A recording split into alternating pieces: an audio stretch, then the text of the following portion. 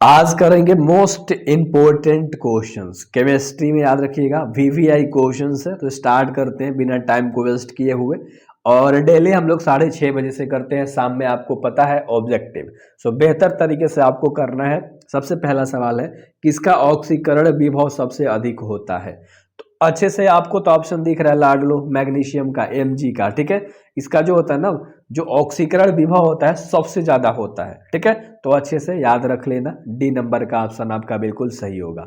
मैं उम्मीद रख सकता हूं कि आप डेली वीडियोस देखोगे, ठीक है, क्योंकि सारा प्रीवियस ईयर क्वेश्चंस अब मैं ला रहा हूं। पीछे जो भी आपके एग्जामिनेशंस में क्वेश्चंस आ रहे हैं वो सारी चीजें सो बेहतर तरीके से आप कर सकते हो।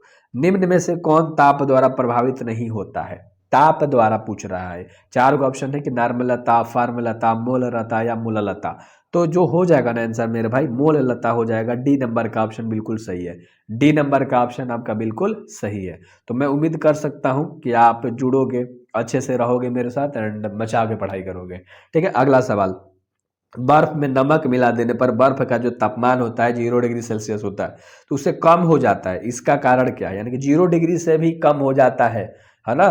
तो मेरे भाई इसका कारण बताना है, हिमांक का अवनमन। अच्छे से याद रखना, सी नंबर का ऑप्शन आपका बिल्कुल सही है, हिमांक का अवनमन, ठीक है। चलो अगले सवाल के ऊपर हम लोग बात करेंगे। क्वेश्चन नंबर 4 है।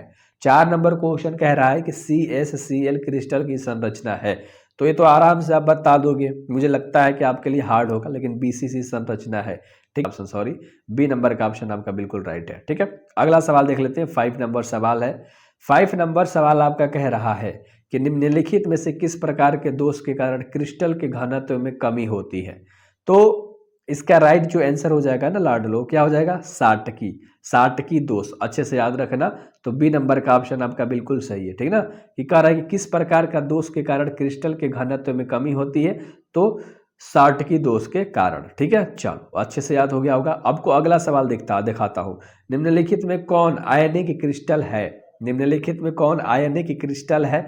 तो आयनिक क्रिस्टल आपको पता है साधारण नमक। सी नंबर का ऑप्शन आपको दिख रहा है, तो सी नंबर का ऑप्शन आपका बिल्कुल सही हो जाएगा। अगला सवाल फटाक से, ठीक है, सोच लेना है माइंड के अंदर। आप सोचते हो ना तो अच्छा थोड़ा सा फील होता है यार, इतने अच्छे अच्छे लड़के हो तुम सब। देखो सवाल, किस कोटि की अभिक्रिया के लिए वेग तथा वेग स्थिरांक की इकाई समान होती है? यानी किस कोटि के लिए अभिक्रिया के लिए वेग का तथा वेग स्थिरांक की इकाई होती है वो समान होती है लाडलो? तो शून्य होती है ना। अच्छे से याद रखना। तो ए नंबर का ऑप्शन आपका बिल्कुल सही होगा। ए नंबर का ऑप्शन आपका बिल्कुल सही होगा। अगला सवाल, किसी वस्तु के प्रतिक्रिया करने का दर निर्भर करता है। तो किसी वस्तु के प्रतिक्रिया करने का जो दर होता है और निर्भर करता है सक्रिय भार पर। डी नंबर का ऑप्शन आपका बिल्कुल सही होगा। डी नंबर का ऑप्शन आपका बिल्कुल सही होगा। और अगला सवाल है 9 नंबर का। स्पेन में फ्यूल्स सेल को दूसरे शक्ति उत्पादन की तुलना में श्रेयकर माना जाता है ना। यहाँ पर होना चाहिए था श्रेष्ठकर माना जाता है, क्योंकि। तो 9 का जो ऑप्शन होगा लाडलो क्या हो जाएगा? प्रदूषण मुक्त, ठीक है। तो अच्छे से याद रख लेना, बी नंबर का ऑप्शन बिल्कुल राइट हो जाएगा। बी नंबर का ऑप्शन बिल्कुल राइट हो जाएगा। अगला सवाल जो कि 10 नंबर है, कि निम्नलिखित में से कौन सा ऑक्साइड धातु की तरह विद्युतीय गुण दर्शाता है ना। तो क्या हो जाएगा? CrO2, chromium oxide. D number का ऑप्शन बिल्कुल सही है, ठीक ना। तो अगला सवाल के ऊपर हम लोग बात करते हैं, जो कि 11 नंबर का सवाल है, कि बिजली की 1 फैराडे बराबर होती है ना, कूलाम्ब की। कह रहा है कि बिजली की 1 फैराडे बराबर होती है कितने कूलाम्ब की? तो क्वेश्चन समझ में आ गया होगा, 96,500, यानी कि बी नंबर का ऑप्शन बिल्कुल राइट है। और ये सवाल बहुत वीवीआई है, बहुत वीवीआई, और बहुत बार देखने को ये सवाल मिला है, बहुत बार ये सवाल देखने को मिला है आपके बोर्ड एग्जामिनेशंस में। अगला सवाल, बिलियन के अणुसंख्य गुणधर्म का उदाहरण देना है आपको, ठीक है। बिलियन के अणुसंख्य गुणधर्म का उदाहरण देना है, तो हो जाएगा क्वथनांक का उन्नयन, यानी कि डी नंबर का ऑप्शन बिल्कुल सही हो जाएगा, क्वथनांक का उन्नयन हो जाएगा, ठीक है। अगला सवाल जो कि 13 नंबर का सवाल है, कि विद्युत अपघटन के नियम दिए गए थे। विद्युत अपघटन के जो नियम दिए गए थे ना, वो फैराडे के द्वारा दिया गया था, ठीक है। तो सी नंबर का ऑप्शन आपको याद रखना है बेहतर तरीके से, ठीक है।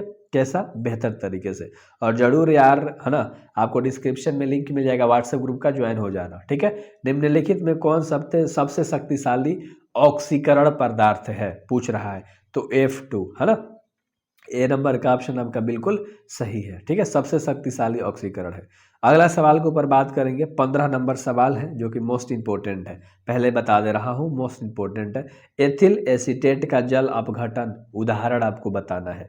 किसका बताना है उदाहरण? एथिल एसीटेट का जल अपघटन का उदाहरण बताना है लाडलो। तो वो होता है प्रथम कोटि की अभिक्रिया, यानी कि बी नंबर का ऑप्शन बिल्कुल सही है। बी नंबर का ऑप्शन आपका बिल्कुल सही है। ठीक है, अच्छे से याद रखिएगा। अगला सवाल जो कि 16 नंबर का सवाल है, H2SO4 है, H2SO4, H2SO4 याद रहेगा ना, दिमाग के अंदर में क्या है? अम्ल है, यानी एसिड है। ठीक है, चलो तो अच्छे से याद हो गया होगा। अगला सवाल के ऊपर बात करेंगे, 17 नंबर सवाल है कि बसमत की सबसे अस्थायी ऑक्सीकरण अवस्था होती है ना। तो इसका बता देना है लाडलो। 17 का ऑप्शन नंबर तुम्हारा कौन सा हो जाएगा? +3 है ना, +3 +3, अच्छे से याद रख लेना। ठीक है, तो ए नंबर का ऑप्शन आपका बिल्कुल सही हो जाएगा। ठीक है, चलो अगला सवाल के ऊपर हम लोग बात करेंगे। पर बसमत नहीं बिस्मत होना चाहिए था यार। ठीक है, चलो कोई नहीं, अब समझ में आ गया होगा क्वेश्चन। अगला 18 नंबर सवाल है, एक छोटी सी टाइपिंग मिस्टेक थी, उसके लिए क्षमा चाहता हूँ आपसे। SN2 क्रिया विधि में निर्माण होती है। SN2 क्रिया विधि में जो निर्माण होती है ना, संक्रमण अवस्था का। ठीक है, तो बी नंबर का ऑप्शन आपका बिल्कुल सही है। बी नंबर का ऑप्शन आपका बिल्कुल सही बता देंगे। निम्नलिखित में से किस यौगिक का उपयोग अग्नि शामक में होता है ना? 4 गो ऑप्शन तुम्हें देख रहे हैं लाडलो, कौन सा हो जाएगा? CHCl3। ठीक है, बी नंबर का ऑप्शन आपका बिल्कुल सही है। ठीक है, बी नंबर का ऑप्शन आपका बिल्कुल सही है। और अगला सवाल हम लोग करेंगे 21 नंबर है। कह रहा है कि समन्वय यौगिक के लिए सबसे पहला महत्वपूर्ण सिद्धांत किसने दिया था? समन्वय यौगिक के लिए सबसे पहला महत्वपूर्ण सिद्धांत किसने दिया था? तो वर्नर ने दिया था। सी नंबर का ऑप्शन बिल्कुल सही है।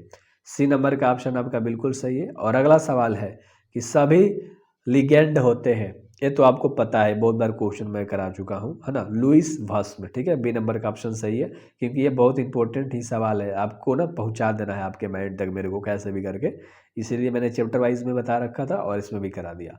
विटामिन B12 में उपस्थित होता है, यानी विटामिन B12 में उपस्थित रहता है। तो विटामिन B12 में क्या उपस्थित रहता है? कोबाल्ट उपस्थित रहता है। क्या उपस्थित रहता है? कोबाल्ट उपस्थित रहता है। ए नंबर का ऑप्शन सही है।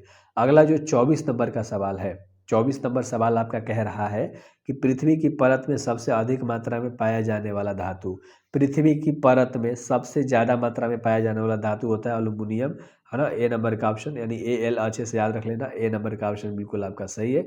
और अगला सवाल है 25 नंबर का, निम्नलिखित में कौन सा तत्व प्रकृति में मुक्त अवस्था में पाया जाता है?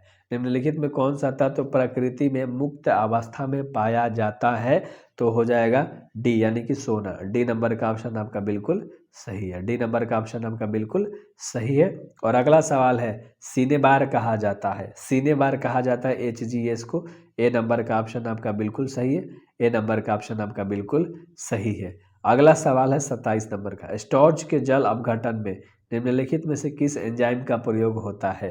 स्टार्च के जल के अपघटन में 4 ऑप्शन तुम्हें दिख रहे हैं, तो इनमें से किस एंजाइम का प्रयोग होता है? 4 ऑप्शन एंजाइम है। ठीक है, तो अच्छे से याद रख लेना।